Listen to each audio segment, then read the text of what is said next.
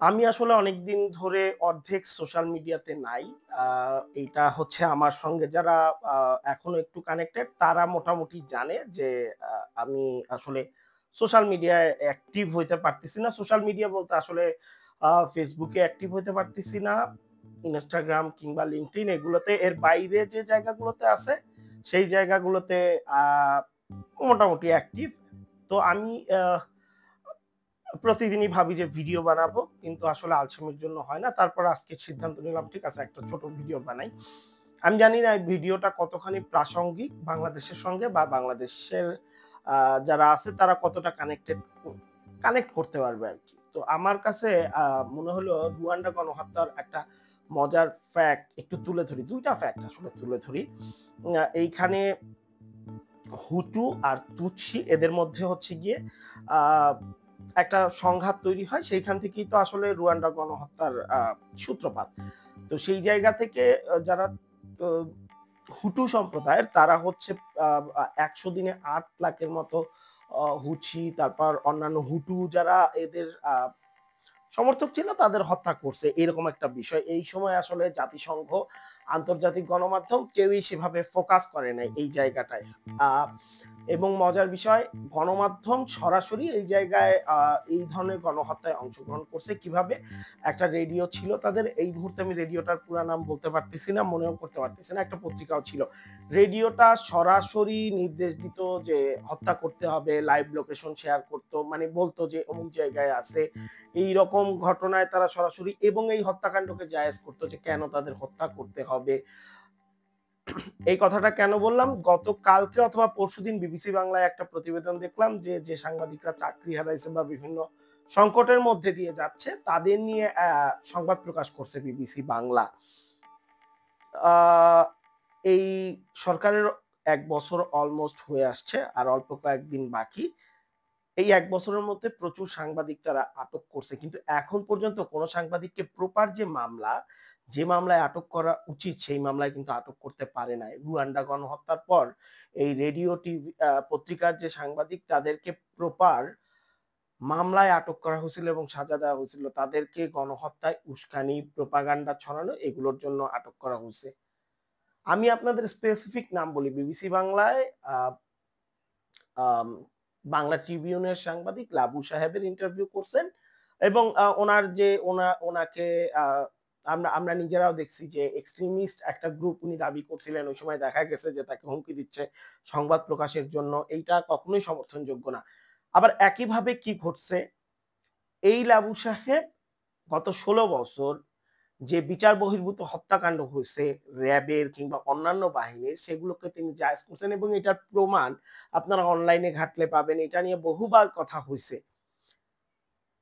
Rwanda গণহত্যা, radio, টেলিভিশনের সাংবাদিকতা এবং বাংলাদেশ এই মুহূর্তে কিভাবে কানেক্টেড? আমি আরেকটু ক্লিয়ার করি। লাবু সাহেব এখন ভিকটিম সাজতেছেন। উনি এখন ভিকটিম। যদিও উনি আ একসময় প্রোপাগান্ডার সঙ্গে সরাসরি কানেক্টেড ছিলেন। উনি একসময় বিচার বহির্ভূত হত্যাকাণ্ডকে সমর্থন করছে। কিন্তু এখন আইসা তিনি ভিকটিম হইছে।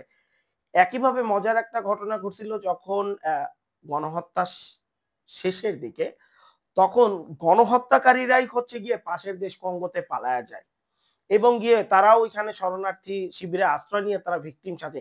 এজ লাইক এখন আপনারা দেখবেন যে আমি দেখতেছিলাম কবে যেন এক ছাত্রলীগের নেতা পোস্ট দিচ্ছে, মায়ের সঙ্গে অনেকদিন খাওয়া হয় না, ভাত খায় না, মায়ের সঙ্গে দেখা হয় না, ভাইয়ের সঙ্গে দেখা হয় না।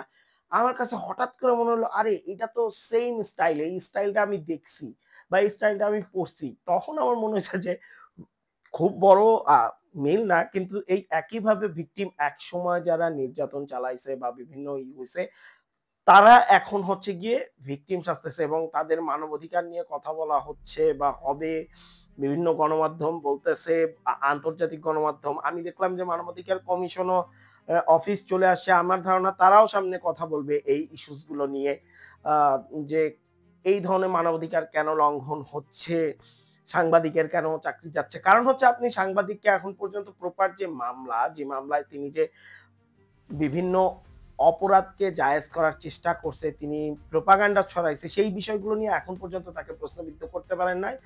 আ তাকে সেই মামলায় আনতে পারেন নাই। একটা গণমাধ্যম সংস্কার কমিশন হয়েছে, কি সংস্কার হয়েছে আমি জানি না। এরপরও আমি দেখলাম যে সেই আওয়ামী লীগ আমলের মতো করেই না বিভিন্ন গণমাধ্যম অনুমোদন পাচ্ছে। এই একটা বিষয় গেল। এই মুহূর্তে বাংলাদেশ এবং রুয়ান্ডার সঙ্গে আমি যেভাবে মনে হচ্ছে যে মিল, দ্বিতীয় যেটা মনে হচ্ছে যে মানবাধিকার কমিশন হচ্ছে বা এই সেই আমাদের দেশে দরকার হইছে, সরকারের মনে হইছে, সেই জায়গা থেকে জরুরি হচ্ছে রোহিঙ্গা সংকট, মিয়ানমারের যুদ্ধ পরিস্থিতি। মিয়ানমারের যে বিদ্রোহী গ্রুপগুলো ছিল তারা খুব ভালো করতেছিল একটা সময় পর্যন্ত। তারা বিশেষ করে ড্রোন ব্যবহার, তারা বাণিজ্যিক ড্রোন গুলোকে কিভাবে দ্রুত সার্ভিলেন্স এর জন্য ইউজ করতেছিল, বোমা হামলার জন্য ইউজ করতেছিল বা অন্যান্য খুব দ্রুত তারা এইগুলো ব্যবহার করতেছিল। জান্তা বাহিনী যেটা বলি মিয়ানমারের আর্মিরা একটা সংকটে পড়ে গেছিল এটা নিয়ে। সেই জায়গাটা থেকে না মিয়ানমারের জান্তা বাহিনী খুব দ্রুত উত্তরণ করছে। তারা চাইনিজ ধরেন এই বিদ্রোহী গ্রুপগুলোর একটা ড্রোন বানাইতে যতক্ষণ সময় লাগতেছে এর মধ্যে তারা ১০০ ড্রোন চীন থেকে আমদানি করে ফেলতেছে। এবং এই ১০০ ড্রোন দিয়ে নজরদারির পাশাপাশি বিদ্রোহীদের যে ড্রোনগুলো যেগুলো এতদিন নজরদারি করতেছিল বিভিন্ন জায়গাগুলোতে, সেই জায়গাগুলোতে জ্যামার বসায় দিয়ে একটা বড় ধরনের ধস নামায় দিছে বিদ্রোহীদের মধ্যে। কাজেই মিয়ানমারের যে বিদ্রোহী গ্রুপ তারা এই মুহূর্তে আসলে অবস্থান খুব একটা সুবিধাজনক নাই। আপনারা গত ২-৩ দিনের নিউজ দেখলে দেখবেন বেশ কিছু শহর আবার পুনরায় দখল করে নিছে জান্তা বাহিনী। কাজেই মানবাধিকার কিংবা আমাদের যে সংকটের জায়গাগুলো এই জায়গায় আসলে আ বাংলাদেশের জন্য আসলে সংকট আরো বাড়তেছে।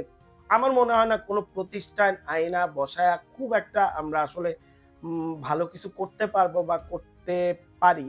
আর বাংলাদেশ যে বিদ্রোহীদের সঙ্গে যে আ লবিং এর চেষ্টাটা করছিল, ডিপ্লোমেসিটা করতেছিল, সেই জায়গা থেকেও আসলে খুব একটা ভালো কোনো খবর মনে হয় না আমাদের জন্য এই মুহূর্তে আছে।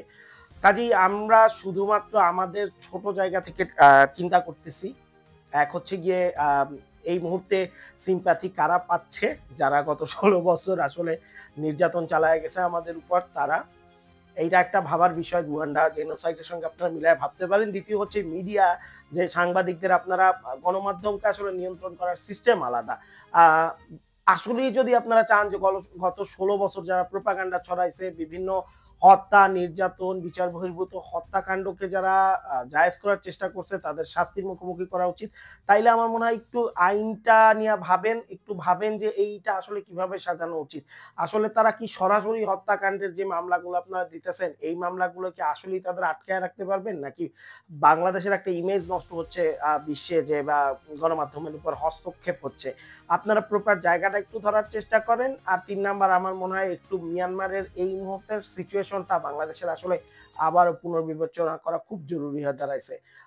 আমি এটা আজকে শুরু করলাম, চেষ্টা করব এটা একটু কন্টিনিউ করার। ধন্যবাদ সবাইকে।